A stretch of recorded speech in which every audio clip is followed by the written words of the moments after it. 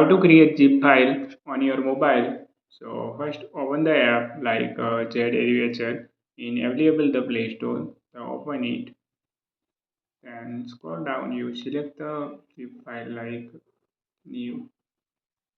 Then click here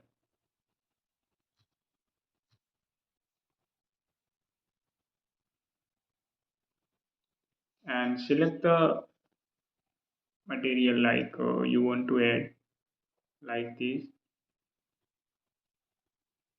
and choose here and click the three line and right and click the three line and tap the create option and select a new folder option and create new folder like this name type and press the OK button